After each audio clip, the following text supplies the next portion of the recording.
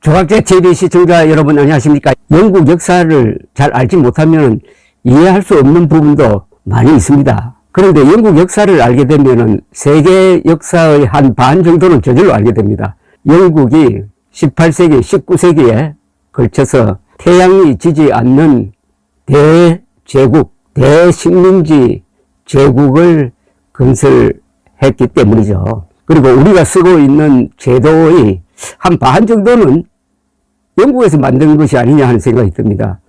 국회, 의회 민주주의, 자본주의, 그리고 뿐만 아니라 뭐 우리가 쓰고 있는 전기라든지 전기기관차라든지 그리고 스포츠, 골프라든지 크리켓에서 야구가 나왔다고 합니다만 축구, 테니스 등등, 그러니까 영국이 제도를 만듭니다. 영국이 만든 제도를 다른 나라가 가져가서 쓰는 거죠. 이런 이야기가 있습니다.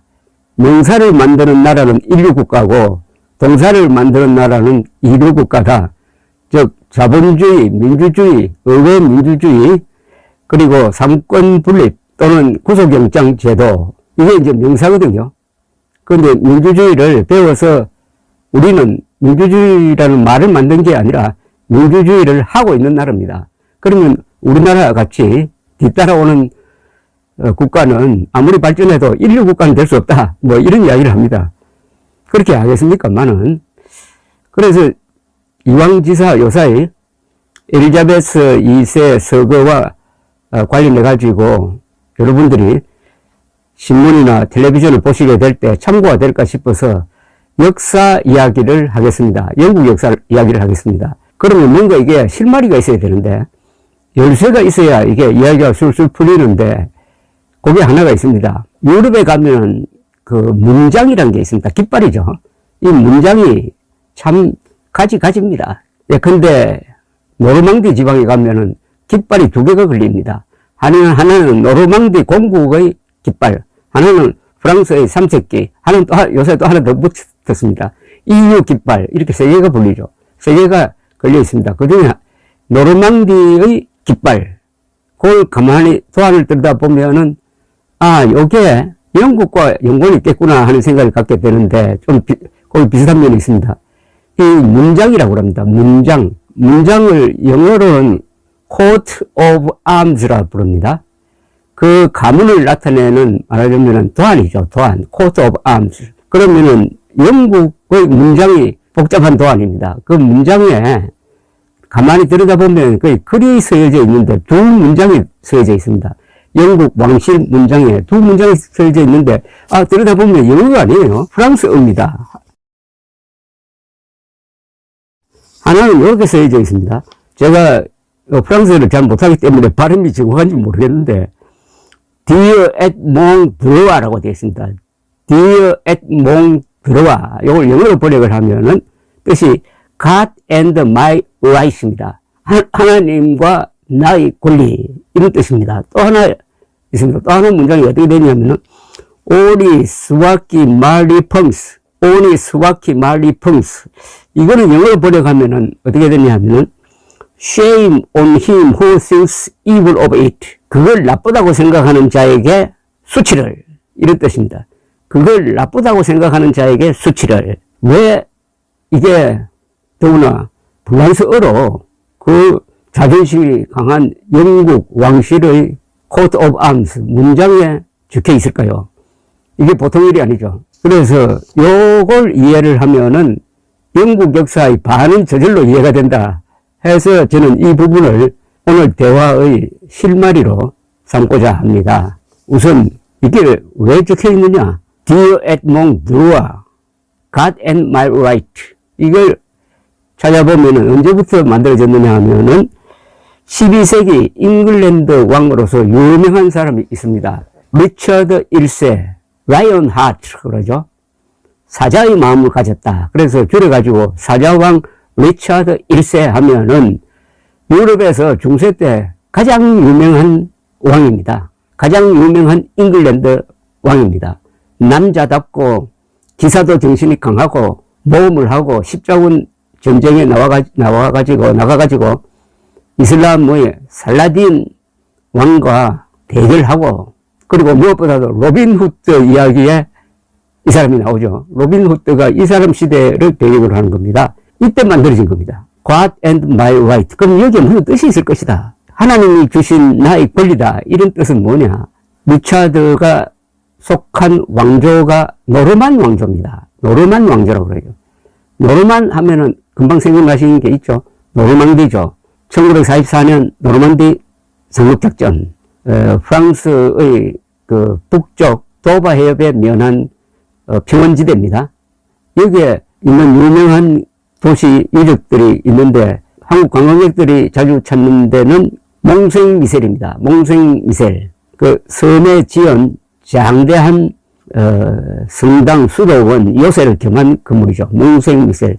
이것도 노르망디에서 노르망 공국에서 지은 아주 희대의 건축물입니다. 또 남과 열하는 프랑스 영화의 배경으로 도빌이라고 있습니다. 도빌. 해양 휴양지죠. 도빌. 그것도 노르망디입니다. 더 유명한 곳은 노르망디의 주도가 있습니다.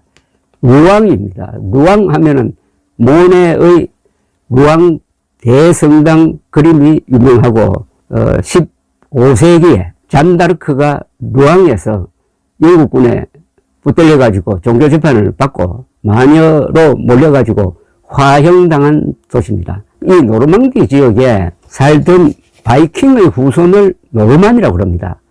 바이킹이 8세기, 9세기, 10세기, 11세기까지 한 300년 동안 유럽을 휩쓸었습니다. 유럽뿐만 아니라 저 볼가강을 타고 내려가서 지금의 키예프 공국을 만들기도 합니다. 이게 나중에 오늘날의 러시아의 모태가 되었습니다. 그리고 지금 캐나다까지 진출했다는 거 아닙니까? 아이슬란드, 그 다음에 그린랜드를 찍고 캐나다까지 갔다가 여기를 살 곳이 못 된다 해가지고 철수했다는 겁니다.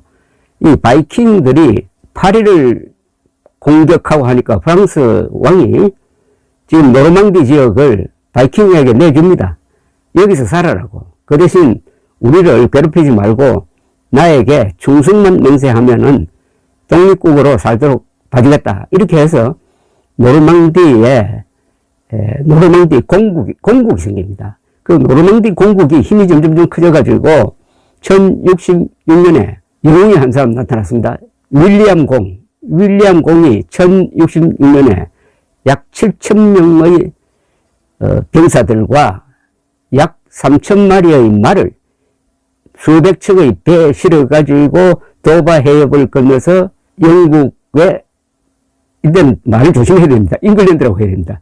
잉글랜드에 상륙하고 그해 가을에 바로 헤이스팅스라고 런던 남쪽에 있는 헤이스팅스라는 데서 결전을 합니다. 앵글로 색손족 헤롤드 왕과 거기서 결전을 합니다. 이 결전에서 노르망 군대가 앵글로 색손족을 이깁니다. 이긴 뿐만 아니라 앵글로 색손 귀족들이 그 전투에서 그냥 몰살을 합니다. 노르만이 잉글랜드를 통치하게 되는 거죠. 그게 1066년입니다.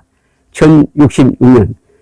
그때 잉글랜드를 점령한 이 노르만 전사들은 이미 바이킹의 옷을 벗었습니다. 프랑스 사람 비슷하게 되었습니다. 말투도 그렇고 제도도 그렇고, 다만 그 사람들의 몸과 정신에는 바이킹의 야성이 남아 있었습니다. 그리고 노르망디는 지금도 가보면 대평원입니다. 거기서 말을 길러가지고 기병 전술이 강했습니다. 그리고 활을 잘 쏘았습니다. 활과 기병 전술을 결합시키면 어마어마한 파괴력이 나옵니다. 바로 몽골 기마군단이 활과 말을 결합시킨 군사력이죠. 이 노르만 전사들도 비슷했습니다. 그래서 1066년에 완벽하게 잉글랜드를 차지합니다. 앵글로 색선족 귀족들은 막 멸종이 되었다 보면 됩니다. 그리하여 잠수작전처럼 이 국가 지도부가 완전히 교체되어 버립니다. 이런 예는 세계에서 매우 드뭅니다. 어느 지역을 점령하더라도 야금야금 점령하지, 아예 국가 지도부를 잠수하듯이 해가지고 목을 딱 쳐버리고 완벽하게 장악을 합니다. 1066년에 윌리엄 공은 이제 윌리엄 정복왕이라고 그러죠. 윌리엄 더 콩코르라고 부릅니다. 윌리엄 정복 왕이 잉글랜드를 통치하기 시작하면서부터 오늘의 영국의 역사가 열리는 겁니다. 바로 이 노르만 왕조 윌리엄 콩코르의 후대가 엘리자베스 2세고 찰스 3세입니다. 물론 왕조가 바뀌면은 거기서 뭐 여러 가지 사단이 일어나고 하는데 어찌되었든 1066년 이후에 영국의 왕실은 넓게 보면은 노르만 다이너스티, 노르만 왕조라고 보면 됩니다. 노르만 왕조. 그 노르망디 공국이 힘이 점점 커져가지고 1066년에 영웅이 한 사람 나타났습니다. 윌리엄 공이 1066년에 약 7,000명의 병사들과 약 3,000마리의 말을 수백 척의 배에 실어가지고 도바 해협을 건너서 영국에, 이때는 말을 조심해야 됩니다. 잉글랜드라고 해야 됩니다. 잉글랜드에 상륙하고 그해 가을에 바로 헤이스팅스라고 런던 남쪽에 있는 헤이스팅스라는 데서 결전을 합니다. 앵글로 색손족 헤롤드 왕과 거기서 결전을 합니다. 이 결전에서 노르망 군대가 앵글로 색손족을 이깁니다. 이긴 뿐만 아니라 앵글로 색손 귀족들이 그 전투에서 그냥 몰살을 합니다. 노르만이 잉글랜드를 통치하게 되는 거죠. 그게 1066년입니다. 1066년. 그때 잉글랜드를 점령한 이 노르만 전사들은 이미 바이킹의 옷을 벗었습니다. 프랑스 사람 비슷하게 되었습니다. 말투도 그렇고 제도도 그렇고 다만 그 사람들의 몸과 정신에는 바이킹의 야성이 남아 있었습니다. 그리고 노르망디는 지금도 가보면 대평원입니다. 거기서 말을 길러가지고 기병 전술이 강했습니다. 그리고 활을 잘 쏘았습니다. 활과 기병 전술을 결합시키면 어마어마한 파괴력이 나옵니다. 바로 몽골 기마군단이 활과 말을 결합시킨 군사력이죠. 이 노르만 전사들도 비슷했습니다. 그래서 1066년에 완벽하게 잉글랜드를 차지합니다. 앵글로 색선족 귀족들은 막 멸종이 되었다고 보면 됩니다. 그리하여 잠수작전처럼 이 국가 지도부가 완전히 교체돼 버립니다. 이런 예는 세계에서 매우 드뭅니다. 어느 지역을 점령하더라도 야금야금 점령하지. 아예 국가 지도부를 참수하듯이 해가지고 목을 딱 쳐버리고 완벽하게 장악을 합니다. 1066년에 윌리엄 공은 이제 윌리엄 정복 왕이라고 그러죠. 윌리엄 더 콩코르라고 부릅니다. 윌리엄 정복 왕이 잉글랜드를 통치하기 시작하면서부터 오늘의 영국의 역사가 열리는 겁니다. 바로 이 노르만 왕조 윌리엄 콩코르의 후대가 엘리자베스 2세고 찰스 3세입니다. 물론 왕조가 바뀌면은 거기서 뭐 여러 가지 사단이 일어나고 하는데 어찌되었든 1066년 이후에 영국의 왕실은 넓게 보면은 노르만 다이너스티, 노르만 왕조라고 보면 됩니다. 노르만 왕조. 그 앞에 앵글로 색슨족 왕조와 확연히 구분이 되고 영국이란 나라의 체질도 완전히 바뀝니다. 1066년을 계기로 해가지고 1066년 이전의 영국, 잉글랜드입니다. 주로 잉글랜드, 뭐 스코틀랜드, 아일랜드까지 다 포함하는 이 지역은 유럽으로부터 계속 공격을 받는 어떻게 보면 상수 피해 지역이었습니다. 로마가 쳐들어오지 않습니까? 시저가 잉글랜드를 점령하잖아요. 그 뒤에 저 동지역에 있던 앵글로족, 색선족, 이 게르만족입니다. 이 쳐들어오고, 그 다음 바이킹이 쳐들어오고, 그리고 노르만이 쳐들어오고, 이렇게 됩니다. 그러나 노르만이 1066년에 잉글랜드의 주인이 된 다음에는, 그 다음부터는 잉글랜드가 침략하는 나라로 바뀝니다. 스코틀랜드를 침략하고, 아일랜드를 침략하고, 그 다음에는 뭐, 프랑스를 쳐들어가가지고, 프랑스에 있던 노르망디 지역을 확보하는 것에 그치는 게 아니라 프랑스를 아예 뭐 망가뜨려가지고 프랑스 전체를 차지하려고 벌린 전쟁이 바로 그게 백년전쟁입니다. 14세기에서 15세기에 걸친 이 백년전쟁에서는 영국이 졌습니다. 최종적으로 영국이 졌어요. 잔다르크가 등장하는 바람에. 그러면 그 뒤에 계속 영역을 펼쳐가지고 캐나다, 또 인도, 지금 미국까지 장악하는 말하자면 세계 제국이 되는 거죠. 이렇게 1066년을 계기로 해가지고 영국의 운명이 달라집니다. 그것을 주도한 왕조가 바로 노만 왕조고 지금 엘리자베스 2세와 찰스 3세도 거기에 속한다. 이렇게 보시면은 대충 이 그림이 그려집니까? 자, 그런데 잉글랜드를 점령한 이 사람들은 프랑스 사람으로 기록됩니다. 역사에는 프랑스 사람으로 기록돼요. 왜냐? 프랑스 말을 했어요. 그리고 바이킹 후손이지만 거기 150년 살다 보니까 문화적으로 프랑스적 요소를 많이 받아들였습니다. 동시에 선진된 제도를 갖고 있었어요. 이 사람들이.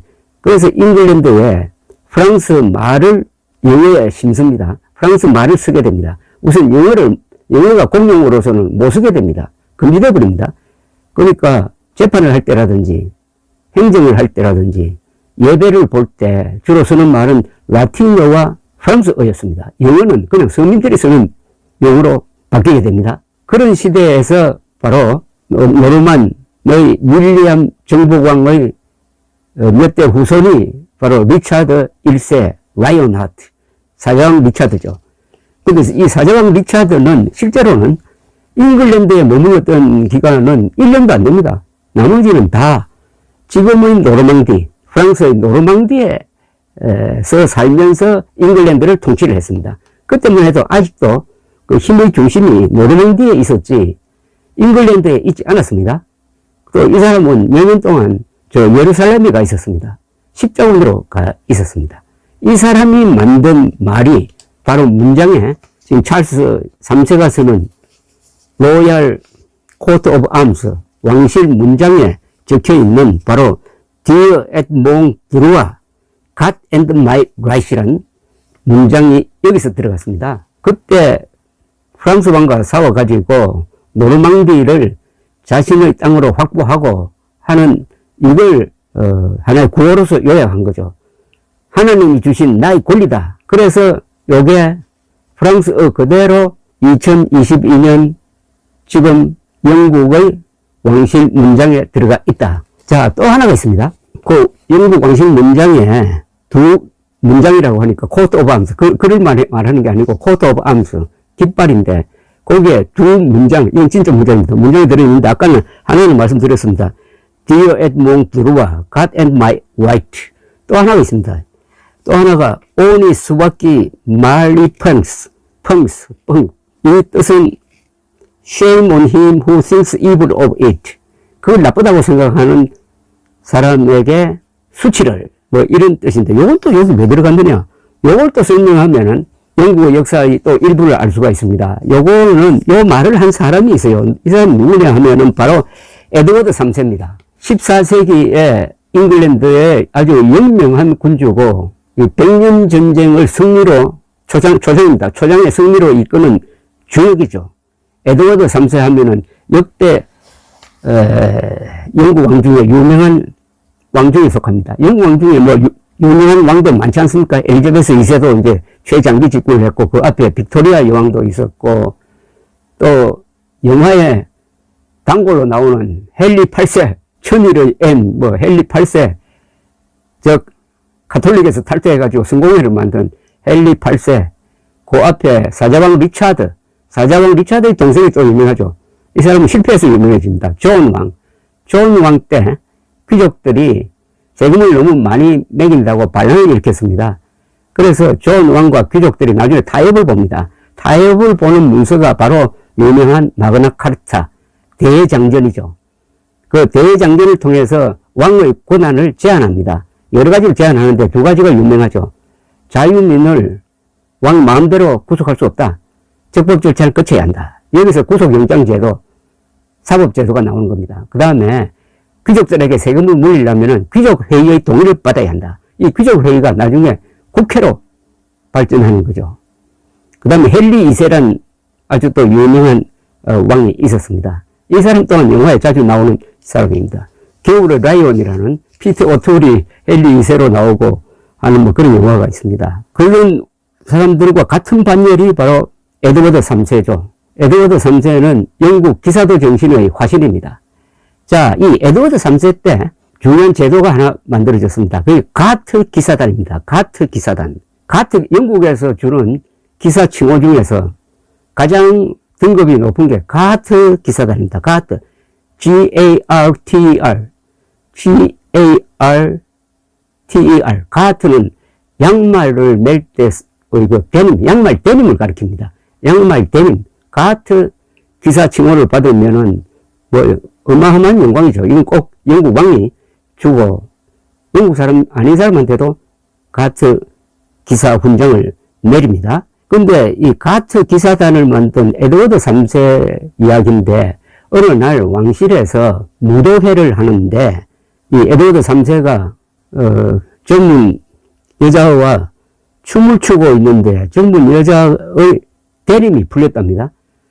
그래서 대림이 풀리니까 주변에서 웃었답니다. 웃으니까 에드워드 3세가 그걸 주워가지고 자신의 허리에 그걸 두르고 춤을 계속 췄다. 그러면서 한 말이 저것을 나쁘게 생각하는 사람에게 수치를 하는 이런 이야기를 해서 기사도 정신을 발휘했다. 라는 뜻에서 이 문장이 들어갔습니다. 자, 그러면 여기까지만 이야기하고 일단 정리를 하겠습니다. 너무 길어지면은 영국 역사가 워낙 장대하니까, 즉, 에드워드 3세가 시작한 백년전쟁 이야기입니다. 백년전쟁은 영국과 프랑스가 100년 동안 싸웠다는 건데, 물론 계속 싸우지는 않고 싸우다가 멈췄다가 이랬습니다. 여기서 등장한 유명한 인물들이 에드워드 3세, 그리고, 블랙 프린스라고 불리는 블랙 프린스, 에드워드 3세의 아들, 블랙 프린스, 흑기사라고 해야 될까요? 뭐 그런 사람, 그 다음에 바로 잔다르크죠. 이 백년전쟁은 잉글랜드가 프랑스를 침략한 걸로 알려져 있는데 꼭 그렇게 볼 수 없는 게 잉글랜드를 점령한 노르만 사람들이 원래 가지고 있던 그 노르망디, 프랑스의 노르망디 지역을 확보하고 그걸 좀 더 넓히려고 하다가 결국 프랑스와 싸워가지고 한때는 프랑스가 왕이 도망다니고 파리가 잉글랜드군에 점령되고 이렇게 됩니다. 그러다가 잔다르크가 15세기에 혜성과 같이 나타나서 결국 전세를 뒤집는 극입니다. 그런데 이때부터 영국과 프랑스가 일종의 민족의식을 갖게 됩니다. 즉 프랑스 말을 쓰면서 프랑스 기사 비슷하게 돼가지고 잉글랜드를 점령했던 이 노르만 전사들도 그때쯤 되면은 우리는 프랑스 사람이 아니다, 우리는 잉글랜드 사람이다 하는 의식을 갖게 됩니다. 프랑스가 싸우다가 보니까. 그러니까 그만하시라, 이 프랑스 말을 계속 써야 하느냐, 자존심 상한다, 이런 생각을 갖게 되죠. 그동안에 한 300년 동안, 200~300년 동안 눌려있던, 핍박받던 영어가 그때부터 다시 살아납니다. 그리고 그 영어에 노르만 전사들이 가져온 프랑스 말이 많이 들어갑니다. 그래서 영어의 문법도 달라지고 영어의 어휘력도 아주 풍성해집니다. 왜냐? 원래의 투박한, 소박한 영어, 그건 독일에 속합니다만, 거기에 프랑스 말이 더해지고, 동시에 라틴어도 많이 들어가고 하니까, 우리가 지금 보는 것과 같은 단어가 많은 표현력이 좋은 영어가 되는 거죠. 바로 이 새로 나타나는 영어가 14세기부터 이제 프랑스어를 밀어내고 왕실에서, 교회에서, 그리고 재판정에서 다시 쓰이기 시작합니다. 영어가 다시 살아나는 겁니다. 그 다음에 200년 뒤에는 누가 나옵니까? 셰익스피어가 나오죠. 16세기 엘리자베스 1세 시절에 셰익스피어가 나와가지고 그 영어를 가지고 시나리오를 쓰고 연극을 해가지고 영문학의 꽃을 피우는 것 아닙니까? 셰익스피어가 없으면은 오늘의 영국은 없다고 합니다. 그 말은 셰익스피어로 대표되는 영어가 없으면은 오늘의 영국과 같은 세계 제국은 없었을 것이다, 이런 이야기입니다. 한국 시간으로 오늘 새벽 1시쯤 찰스 3세가 이제 왕위를 계승받은 직후 처음으로 연설을 했습니다. 그 연설할 때 마지막 문장을 보니까 어머니가 영면하는 것을 기원하면서 천사들의 무리가 노래를 불러 어머니를 영명케 하소서 하는 말로 끝을 내더라고요. 그걸 가만히 들어보니까 셰익스피어가 쓴 햄릿에 나오는 대사였습니다. 이처럼 다시 살아난 풍성한 영어가 바로 이런 식으로 표현되는구나 하는 것을 보았습니다. 오늘은 이야기의 실마리를 영국 왕실의 문장에 왜 프랑스어가 왜 거기 들어있느냐 하는 걸 가지고 설명을 해드렸는데, 제가 설명드린 게 영국 역사의 한 반 정도는 커버했을 것이라고 생각합니다. 엘리자베스 2세의 죽음을 들여다보면서 영국 역사를 이해하는 하나의 실마리로 삼고자 하는데, 다음에 또 뭔가 그 키워드를 하나 찾아가지고 말씀드리겠습니다. 민제성을 한번 설명하면 어떨까 생각됩니다. 민제성. 버킹엄 궁전에 왕이 살다가 주말에 가면 저 민제성에 갑니다. 민제성도 이 노르만 전사들이 만든 성입니다. 영국 성을 설명을 하면은 또 영국 역사의 반 정도는 아니라도 한 20%는 설명이 가능합니다. 감사합니다.